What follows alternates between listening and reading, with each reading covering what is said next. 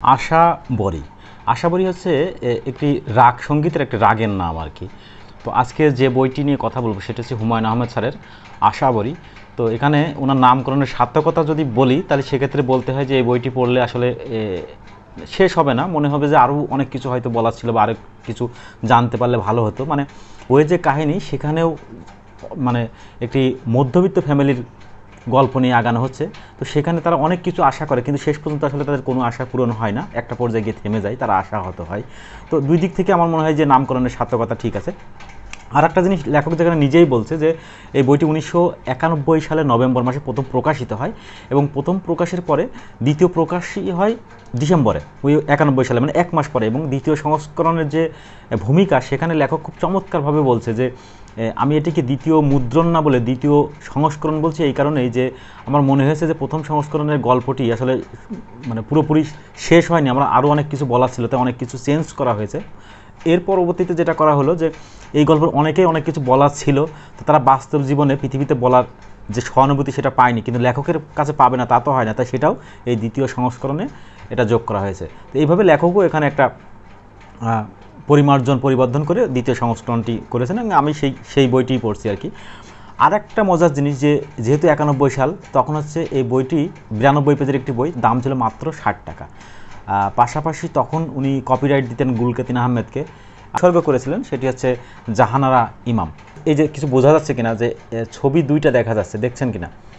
এখানে গল্পটা শুরু হয় এরকম যে জয়নাল সাহেব উনি বাড়ির কর্তা এবং তিনটা ছেলে মেয়ে। বড়জন যে সে হচ্ছে রঞ্জু, তার ছেলে, তারপর একটা মেয়ে মীরা, তারপর একটা ছোটো মেয়েটার নাম হচ্ছে রেনু। এবং এই পুরা গল্পটি হুমায়ুন আহমেদ সাহেব এই রেনুরকে গল্পকথক বানিয়ে উনার ভাষাতে উনার মতো করে উনার মুখ দিয়েই গল্পটা শেষ করেছেন। মানে পুরো গল্পটাই রেনু বলতেছে, ওই বাড়ির যে ছোটো বোন। তো শুরুটা এইভাবে করছে যে ওনাদের বাসায় কোনো আয়না নেই, একটা আয়না ড্রেসিং টেবিলের সাথে যে আয়না থাকে, একদিন কোনো নোটিশরা হুড়মুড় করে ওটা ঝুরঝুর করে গ্লাসটা ভেঙে গেল। এর পরবর্তীতে কী হলো, গ্লাস কেনার পয়সাও তাদের নাই, গ্লাসও কেনা হয় না, কিন্তু অভ্যাসবশত সবাই কী করে প্রত্যেক দিন ওই ড্রেসিং টেবিলের সামনে গিয়ে দাঁড়ায় এবং ভাবে যে আয়না হয়েছে, এবং যখন তাদের হুট করে তাকায় মনে হয় যে আয়না নাই, তখন তারা লজ্জা পায়। এতটাই মধ্যবিত্ত ফ্যামিলির একটি গল্প। এবং একটা আয়না হয়তো তাদের ভিতরে ছিল তার বাবার ঘরে, সেখানে হচ্ছে ডাবল দেখা যেত তার ভাষ্যমতে, এই জন্য ছবিটা দেখেন ডাবল দিয়েই এটা শুরু করা হচ্ছে। তো কাহিনীটা সংক্ষেপে আমরা একটু জানার চেষ্টা করি। যেটা বললাম যে জয়নুল সাহেব ইনি হচ্ছে একজন ভ্রাম্যমান বিজনেসম্যান। কেমন যে ধরেন আজকে এখান থেকে যেখানে যেটা ভালো পাওয়া যায় সেখান থেকে কিছু কিনে, ফেরিওয়ালা টাইপের, সেখান থেকে কিনে একটু ভালো দাম পেলে অন্য জায়গায় এনে বিক্রি করে, ঢাকায় এনে বিক্রি করে। এবং উনি প্রায়ই নিরুদ্দেশ হয়ে যেতেন। তো যখন নিরুদ্দেশ হয়ে যেতেন তখন ওই যে ওদের যে ভাই রঞ্জু, তার উপরে আসলে এই ফ্যামিলির দায়িত্ব পড়তো। কিন্তু রঞ্জু আসলে সেভাবে কিছু করে না, সে 4টা টিউশনি করে, পাশাপাশি সে সংবাদপত্রের মাঝে মাঝে লেখালেখি করে পার্ট টাইম হিসেবে। এবং লাস্টের দিকে যেটা হয়, সে পাগল নিয়ে গবেষণা শুরু করে এবং পাগলের উপর লেখালেখি থেকে ঢাকা যে ভ্রাম্যমান পাগল সেটা নিয়ে গবেষণা শুরু করে। আর তার সাথে পরিচয় হয় আভা নামের একটি মেয়ে। আর ওরা যে বাসাটাতে থাকে সেই বাসাটা সুলাইমান নামে একজনের, তার 3টা মেয়ে, বাট মেয়ে 3টার সাথে তার বাবার সম্পর্ক ভালো না, কারণ সুলাইমান সাহেবের ধারণা যে এই 3টা মেয়ে তার বাবাকে মেরে ফেলে তার বাড়িটা দখল করে নেবে।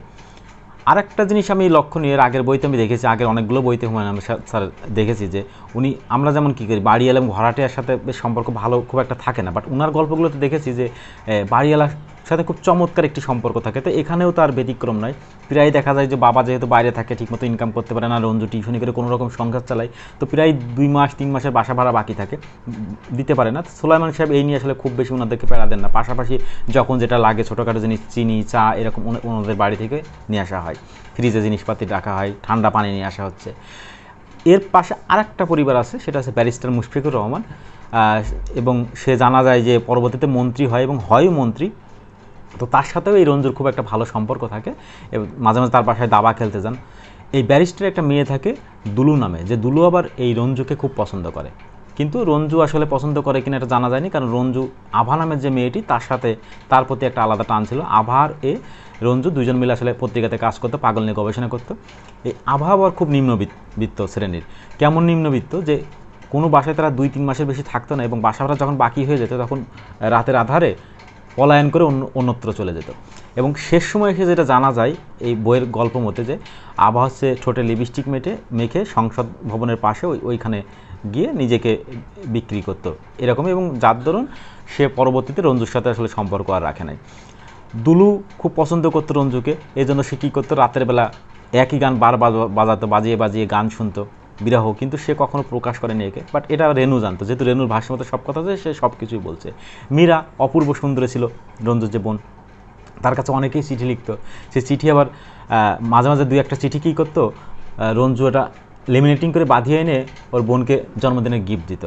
তো এরকম বিভিন্ন সময় মজা করতো, এবং এই বাসায় যে এত কষ্ট, বাট কখনো মনে হতো না যে এরা খুব কষ্টে আছে। ওর বাবা যে মাঝখানে কয়েকদিনের জন্য যে বাড়িতে আসতো, তখন এসে তার মায়ের বিভিন্ন দিন, এবং কবে প্রথম দেখা হয়েছিল, কবে প্রথম কথা হয়েছিল, এরকম বিভিন্ন দিন তারা এরকম তার সন্তানদের সাথে আলোচনা করতো, যে এবং বলতো আজকে আমাদের বিশেষ দিন, এভাবে মানে তাদের পিছনের জীবনের গল্পগুলো করতো। এবং কথায় কথায় রঞ্জু খুব মজা করতো, এবং তার বাবা তাকে ডাকতো ফানি ম্যান হিসেবে। সে মানে এই জন্যই রেনু বলছে যে আমাদের বাড়িতে যে এত কষ্ট, এত দুঃখ হয়ে যাচ্ছে, এটা কখনো বোঝাই যেত না আমার ভাইয়ার জন্য। ভাইয়া খুব সিরিয়াস জিনিসটাকে এত মজা করে বলতো। তার একটা উদাহরণ আমি দিই, যে মীরা বিয়ের বয়স হয়ে গেছে, বিয়ে হচ্ছে না, তো ওরই এক স্যার ওকে বাসায় দেখতে আসছে, ও যেহেতু খুব রূপবতী ছিল বিয়ের জন্য, তো দেখতে এসে ওর ভাই যদি একটু ভালো মতো কথা বলে, রেনু বলছে যে যদি তাদের কথাগুলোর উত্তর আমিও দিতাম তাহলে হয়তো বোনের বিয়েটা ভাঙতো না। বাট ভাইয়া কীভাবে দিচ্ছে সেটা বলতেছে। স্যার জিজ্ঞাসা করছে এই বাড়ি কি আপনাদের নিজের? ভাইয়া বলল পাগল হয়েছেন, ভাড়া বাড়ি, তাও অনেক দিন ভাড়া দেওয়া হচ্ছে না, যে কোনো মুহূর্তে বের করে দেবে। স্যার গ্রামের বাড়িতে নিশ্চয়ই জমি জমা আছে? ভাইয়া কিছুই নেই, সামান্য ছিল, বাবা তা বিক্রি করে ক্যাশ টাকা করেছিলেন ব্যবসার জন্য, পাটের ব্যবসায় লাগানো হয়েছিল, লাভ হয়নি, আমও গেছে, ছালাও গেছে। স্যার আপনার বাবা ব্যবসা করেন? ভাইয়া বাবা যা করেন তাকে ব্যবসা বলা ঠিক হবে না, তাতে ব্যবসা শব্দটার অমর্যাদা হবে। বাবাকে ভদ্র ফেরিওয়ালা বলতে পারেন, তিনি এক জায়গায় জিনিস অন্য জায়গায় আনেন। স্যার ইনি কি আছেন বাসায়? ভাইয়া না, উনি যে কোথায় আছেন আমরা জানি না, 4 মাস ধরে বাড়ির সঙ্গে কোনো যোগ নেই। স্যার পুরোপুরি ঘাবড়ে গিয়ে, কেন? ভাইয়া বুঝতে পারছি না, সম্ভবত আমাদের পছন্দ করেন না। এ হচ্ছে এই রঞ্জু সাহেবের কথাবার্তার ধরন। পরবর্তীতে যেটা হয় আর কি, বিয়ে ভেঙে যায় এবং স্যাররা ওখান থেকে চলে যায়। তো এই টানাপোড়েনের মধ্যে দিয়ে সংসার আগাতে থাকে। একটা পর্যায়ে কি হয়, যে বাবা তো যেত আবার ফেরত আসতো, কিন্তু একবার বরিশাল সুপারি কেনার নাম করে যান, কিন্তু সে আর ফেরত আসে না। তো ফেরত যে আসে না, আর আসেই না, কখনোই আসে না। বহুত কিছু ধরা হয়, কবিরাজ ধরা হয়, অনেকে জিন দিয়ে দেখতে পারে, দেখে যে অমুক দিন আসে, সে বলে, বাট আসলেও সে আর শেষ পর্যন্ত আসে না তার বাবা। তখন পুরো দায়িত্বটা পড়ে রঞ্জুর উপরে। এদিকে কি হয়, যে এই যে সুলাইমান সাহেব যে বাড়িওয়ালা ছিল, সে মারা যায়। মারা যাওয়ার পরে তার 3 মেয়ে এই বাড়ির দখল বুঝে নেয়, এবং ওদেরকে বলে 1 মাসের নোটিশ দেয় যে বাসা থেকে বের হয়ে যেতে হবে। ওদের এখানে বাসা ভাড়া বাকি, নতুন জায়গায় বাসা নেবে, সে টাকা নেয়, এদের চাল শেষ হয়ে যাচ্ছে, রঞ্জু কোনো জব পাচ্ছে না। একটা পর্যায়ে গিয়ে ওর কী হয়, যে পাগল নিয়ে গবেষণা করতে করতে ও নিজে পাগল হয়ে যাচ্ছে। তো খুবই খারাপ অবস্থা। ঠিক এই সময়ে আরেকটা ঘটনা কি ঘটে, যে এই যে ব্যারিস্টার সাহেব, যে যাকে বলা হচ্ছিল যে পরবর্তীতে মন্ত্রী হবে, সে মন্ত্রী হয়ে যায় এবং ওর জন্য একটা চাকরির ব্যবস্থাও করেন। তার মধ্যে আরেকটা জিনিস হয়, যে রঞ্জু বলে যে ওর বাবাও হয়তো 6 মাস হয়ে যাচ্ছে, প্রায় 6 মাস হয়ে যাচ্ছে, ফেরত আসতে পারে, কারণ তোর বাবা তো ঘোরার খুব বাতেক ছিল। সে যেহেতু ওই বরিশালে সুপারি পাননি, তার মানে তখন এর পরবর্তী সিটি সে দিয়েছিল যশোর থেকে, তার মানে সে ধারণা করছে যশোর বর্ডার থেকে হয়তো সে ঘুরতে ইন্ডিয়াতে ঢুকে পড়ছে, এবং ইন্ডিয়া পুলিশের কাছে আটক হয়েছে। এবং নর্মালি এই কেসে আটক হলে 6 মাসের জন্য রাখে, তারপরে ফেরত আসে, তো সেটাও ফেরত আসবে। তার এই যে একটা আশা, ওর বাবা ফেরত আসবে, ওর একটা চাকরি ব্যবস্থা করে ব্যারিস্টার ওই মন্ত্রী সাহেব চাকরিতে জয়েন করবে, পরিবারটা আবার উঠে দাঁড়াবে। ঠিক সেই মুহূর্তে একটা ঘটনা ঘটে, ওর ভাই খুব অসুস্থ হয়ে যায়, জ্বর আসে, এবং তাকে হাসপাতালে ভর্তি করা হয়। ভর্তি করার পরে 19 দিন পরে আসলে সে মারা যায়। তো সেই কথাটাই আসলে লেখক বলতেছে এভাবে রেনুর ভাষ্যতে, যে ভাইয়া মারা গেল 19 দিনের দিন, সে কোমায় চলে গিয়েছিল। শেষের 5 দিন আশেপাশের জগৎ সম্পর্কে তার কোনো ধারণা ছিল না। মৃত্যুর আগে পূর্ণ জ্ঞান ফিরে পেল। দুলু আপাকে দেখে বিস্মিত হয়ে বলল, আরে দুলু, তুমি এখানে কি করছো? ওই যে দুলু ওকে খুব পছন্দ করতো, শেষ পর্যন্ত দুলু হাসপাতালে গিয়েছিল এবং লোক লজ্জা বাদ দিয়ে ওর হাত ধরে এসে বসেছিল। দুলু আপা সবাইকে অগ্রাহ্য করে কাছে এগিয়ে গেলেন, ভাইয়ার হাত ধরে বিছানার কাছে বসলেন।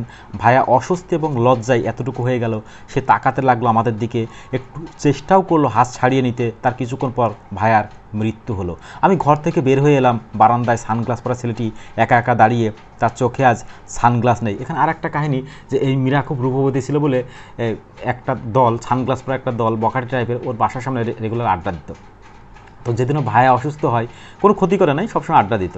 তো যেদিন অসুস্থ হয় সেদিন ওই রেনুয়ের ওই ছেলেটাদেরকে ডেকে নিয়ে আসলে, তোমার ভাই অসুস্থ, তোমরা নিয়ে আসো। তো সেই সানগ্লাস পরা ছেলেটা ওকে নিয়ে আসে, তার কথা বলছে। তার চোখেও সানগ্লাস নেই, সে কাঁদছে, ময়লা রুমালে ক্রমাগত চোখ মুছছে। আসলে মানুষ তো আসলে অপরাধী হয়ে জন্ম নেয় না, সবার মধ্যে ভালোবাসা থাকে। পৃথিবীর সর্বশ্রেষ্ঠ মানুষ আমার ভাই ফানিম্যান আজ মারা যাচ্ছে। ওর বাবা বলতো ফানিম্যান, সে তো কাঁদবেই, সে একা কেন সমস্ত পৃথিবীর মানুষকে আজ চিৎকার করে কাঁদতে হবে? শুধু আমি কাঁদবো না, আমি কিছুতেই কাঁদবো না, আমি রাস্তায় রাস্তায় সুখী মেয়ের মতো ঘুরে বেড়াবো। রেনুর একটা অভ্যাস ছিল যে ও রাস্তায় রাস্তায় ঘুরতো, ওর ভাষ্য মতো যে হয়তো বাবাকে খুঁজতো, এরকম একটা কথা বলছে। এবং কলেজ যখন বন্ধও থাকতো তখন সে কলেজ আসে এই বলে বাড়ি থেকে বের হতো এবং রাস্তায় আসে সে ঘুরতো। অনেক সময় রিক্সা ভাড়া দিতে পারতো না, 5টা টাকা রিক্সা ভাড়া সেটাও দিতে পারতো না, তো সে হেঁটেই যাতায়াত করতো, প্রায় 1 কিলো মতো রাস্তা কলেজে। তো এই হাঁটতো, ঘুরতো এবং তার বাবাকে খুঁজতো। এরকম একটা মজার কাহিনী আছে। একবার হাঁটতেছে, ঠিক ওই মুহূর্তে অপরিচিত একজন লোক, সে রিক্সা দিয়ে যাচ্ছে, তাকে দেখে রেনু রেনু বলে ডাকলো। তো ও যখন এগিয়ে গেল, দেখে যে ওই লোকটাকে সে চেনে না। ও তাকে, নামও এক, কিন্তু সে আসলে অন্য কারোর মেয়ে। তখন বললো তুমি অমুকের মেয়ে? না, তো বললো না, আমি তো অমুকের না। কথা কী ব্যাপার, একই রকম দেখতে, নামও এক কিন্তু এক না। তো পরবর্তীতে বাবার সাথে কী করতো, ওই লোকটার সাথে একদিনই দেখা হয়েছিল, খুব মজা পেয়েছিল। পরবর্তীতে ওই লোকটাকে সে খুঁজতো যে ওই লোকটাকে আসলে আর পাওয়া যায় কিনা। ভাইয়ার ঘর থেকে বের হয়েই দেখি বারান্দায় রেলিং ধরে আভা দাঁড়িয়ে আছে। আভা মেয়েটার কথা আগেই বলেছি, ওর সাথে খুব ভালো সম্পর্ক ছিল, আভাকে পছন্দ করতো। বাট আভা যেহেতু নিজের সংসার চালানোর জন্য নিষিদ্ধ পথে চলে যায়, সেহেতু এর সাথে সম্পর্ক রাখেনি। আপা তাকে খবর দিয়ে এনেছে, সে ঘরে ঢোকেনি, দাঁড়িয়ে আছে বারান্দায়। আমাকে দেখে পূর্ণ দৃষ্টিতে একবার তাকিয়েই চোখ ফিরিয়ে নিল। আমি বললাম আমার ভাইয়া ফানিম্যান রঞ্জু মারা গেছে। আভা কিছুই বলল না, ঘরে ঢুকলো না বা উকি দিয়ে দেখলো না। ক্লান্ত পায়ে হাসপাতালের লম্বা করিডোর দিয়ে হেঁটে যেতে লাগলো। আবার গায়ে আকাশি রঙের শাড়ি, এই শাড়ি যে ইচ্ছা করেই পরে এসেছে। ফানিম্যান রঞ্জুর নীল শাড়ি খুব পছন্দ, কে জানে কোনো এক উপলক্ষে এই নীল শাড়ি হয়তো সেই আবাকে কিনে দিয়েছিল। তো এভাবে ওদের সংসার, বাবা তো নাই, ভাইয়ের উপর আশা করছিল যে সংসারটাকে ধরবে, সে ভাইটাও মারা গেল, সংসারের সমস্ত আশা শেষ হয়ে গেল। ঠিক ওই মুহূর্তে সে খুব কষ্ট, সবাই কান্নাকাটি করছে, কিন্তু রেনু বলছে আমি হঠাৎ করে মনে হলো আমি খুব প্রাপ্তবয়স্ক হয়ে গেছি, আমার কান্না পাচ্ছে না, আমি কান্না পাচ্ছি না। তখন তার যেহেতু হাঁটতে ভালো লাগে, সে রাস্তায় বের হয়ে পড়লো এবং রাস্তায় বের হয়ে পড়ে তার যে অনুভূতি এবং লেখক বইটাকে যেভাবে শেষ করছে সেটা বলছে যে এই পৃথিবী পরম রহস্যময়। হাসপাতাল থেকে রাস্তায় নামা মাত্র আমি যে মানুষটিকে এতদিন ধরে খুঁজছি তার দেখা পেলাম। তিনি প্রথম দিনের মতো রিক্সা করে ফিরছেন, হাতে বাজারের ব্যাগ। আমি ছুটি গিয়ে বললাম কেমন আছেন? তিনি বিস্মিত গলায় বললেন চিনতে পারছি না তো। কে? চিনতে পারছেন না? না। কে তুমি? ওগেন কি দেশুকা। এদের বাসায় আর একটা মজার জিনিস ছিল যে ওর ভাই রঞ্জু জাপানে চলে যাবে বলে জাপানি ভাষা শিখছিল, সেটা চর্চা করতো বাসায় খাবার টেবিলে বসে। তো খাবার টেবিলের একদম ম্যান্ডেটরি ছিল যে জাপানি ভাষায় কথা বলতে হবে। তো কেউ তো বুঝতো না, বাট ও বলতো আর রেনু টুকটাক ওর কাছ থেকে, ভাইয়ের কাছ থেকে বোঝার চেষ্টা করতো। তো সেটাই ও এখন বলল। ভদ্রলোক অবাক হয়ে বললেন এর মানে?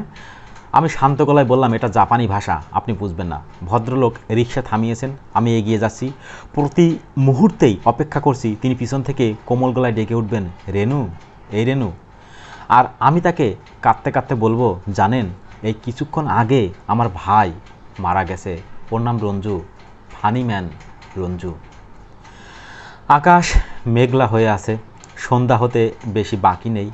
অল্প কিছুক্ষণের মধ্যেই শহরের সমস্ত হলুদ বাতি জ্বলে উঠবে। কুৎসিত নোংরা শহরটাকে মনে হবে সোনালি শহর। মানে গল্পটা অসমাপ্ত, একটা ফ্যামিলির আশাও শেষ হয়ে গেল। আসলে এই ফ্যামিলিটা কীভাবে ঘুরে দাঁড়াবে কেউ জানে না, কিন্তু বলছে পৃথিবীতে রহস্যময়। এই যে এত অন্ধকারের মধ্যে আবার আলো জ্বললো, লেখক এখানে একটা ক্লু দিয়ে যাচ্ছে হয়তো কোনো না কোনোভাবে এদের ফ্যামিলিটা আবার দাঁড়িয়ে যাবে, আবার ঘুরে দাঁড়াবে, সবাই মিলে আবার নতুন করে বেঁচে ওঠার আশা জাগাবে।